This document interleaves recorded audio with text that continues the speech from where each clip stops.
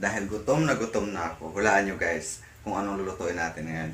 Marami to sa ilog, marami sa pond, marami sa dagat, at mas marami ito sa gym. Pa! Charang! Hipon! So, samahan nyo ako. Bago yan, ipapakita ko sa inyo lahat ng mga sangkap na sa akin nyo lang matatagpuan o makikita. So, tara, samahan nyo ako.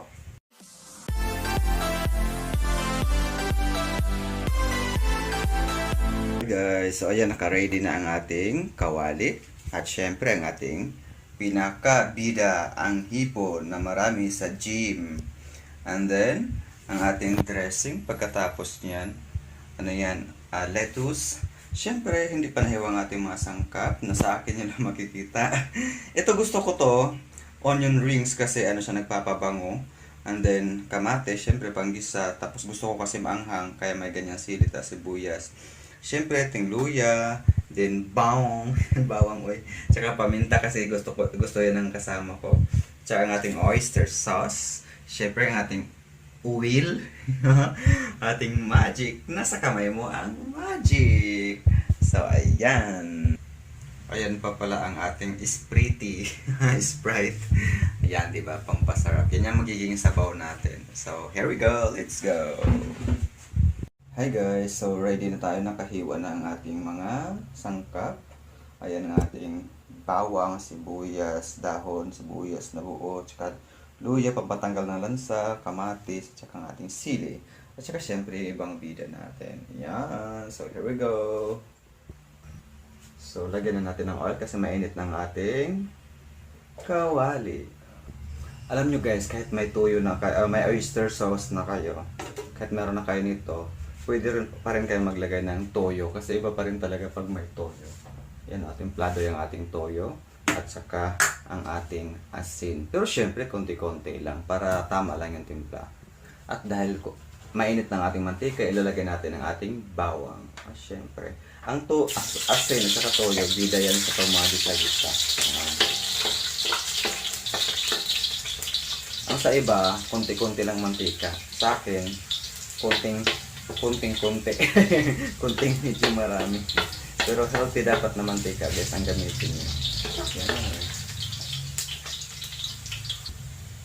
Ang ating sibuyas. Ang ating kamatis.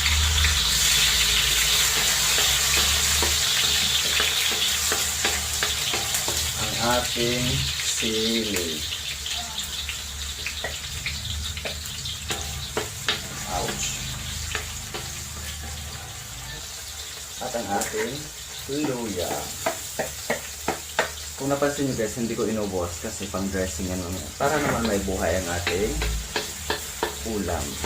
Para ganahan tayong kumain pag may presentation. Sarap! Yung ating hipon guys, tinanggalan ko na ng nguso yan. Tinanggalan na ng mga buhok-buhok. Hindi nga lang ganun ka-fresh kasi galing na freezer. So, pero pwede pa. Masarap pa rin yan. Nasa pagluluto lang yan. So, oras na para ilagay na natin ang ating hipon.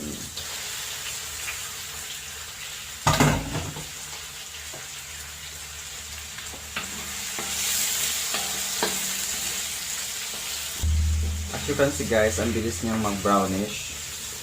Ayan. Brownish orange pala. Duh!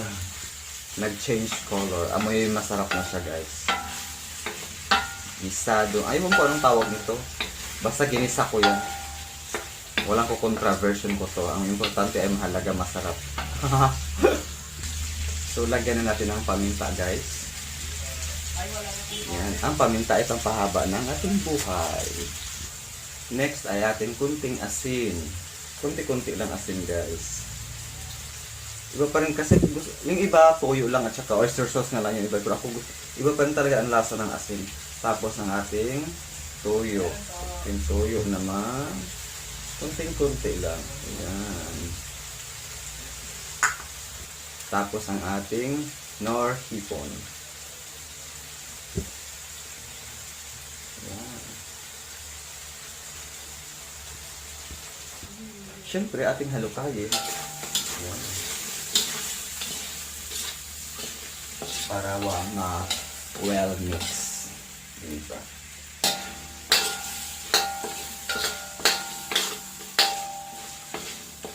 Ayaw ko talaga dito sa stainless kasi maingat pag nagluluto. Gusto ko dito sa kahoy lang. Unang-una, healthy kasi hindi natutunaw yung metal. Kasi kahoy lang. Diba?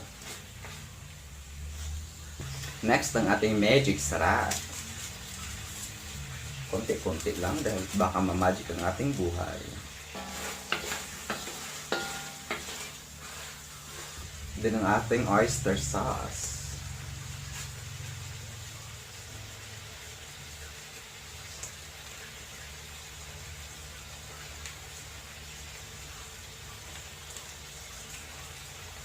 Siyempre, ating halo-haloin para pantay ang bigay.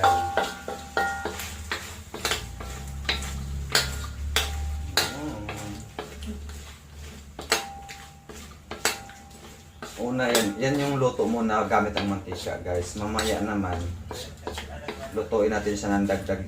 Kung sabaga parang pangalawang luto na yung Sprite. Yun yung pansabaw niya hanggang matuyo din. Para manamis-tamis siya. Masarap talaga siya, guys. Yan.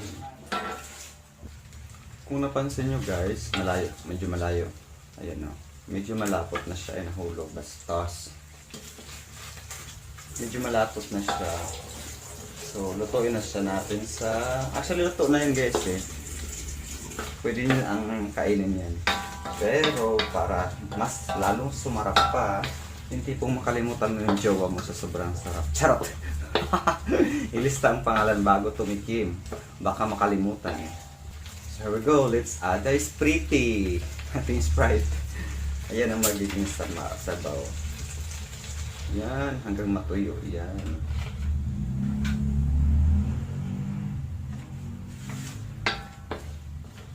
Lakasan natin konti ang ating apoy dahil may sabaw na tayo. Lakasan natin yung apoy para lumipad yung ating kawali.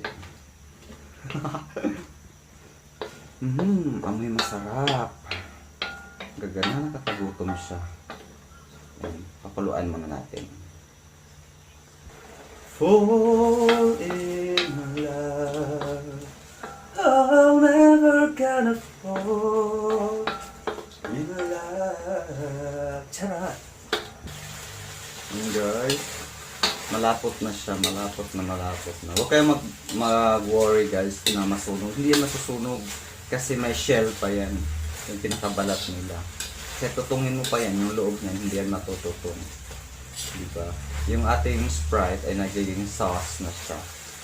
Diba? Masarap! Masarap pa sa imong uyab. Diba? Kahumot. Kahumot pa sa imong uyab na way ligo. Sarap. Oh. Busog tuwad ang kaldero. Uy, salam mo. Nag-uros-uros na sila guys. Oh, nag-uros-uros. Mas imunggugman niya nga watagda ba? Nag-uros-uros. Agoy. Parang pagmamahal mo sa kanya hindi nasusuklian. Nag-uros-uros. Diba? Agaray. Ay, kalabnya. Sana. Oh. Yung pang 10-star hotel. O, dito ang mahalaga, lutong may puso.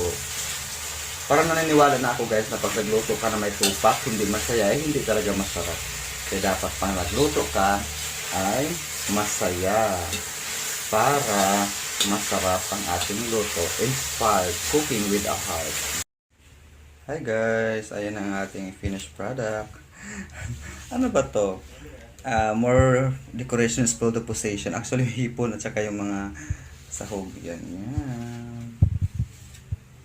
And then, lettuce. Gusto ko yung lettuce eh. Healthy food yan. Ano ka ba? Hipon. Yan. Ang hipon talaga masarap, no? Lalo na yung mga hipon sa gym. Basta takpan mo lang yung mukha. Diba? Fresh. Fresh pa sa jowa mong nabilad sa araw. O, diba? Ang sarap papakin yan. Sana. So, ayan guys. Tikman na natin. Sarap. Sarap, sarap. Hindi ko tinanggalan ng balat guys, pero masarap talaga siya. Crispy. Diba? Nanuot yung lasa. Medyo manamis-tamis na yung lasa ng Sprite at saka mga sahaw na medyo anghang, konting anghang. Basta masarap siya guys. Subukan nyo.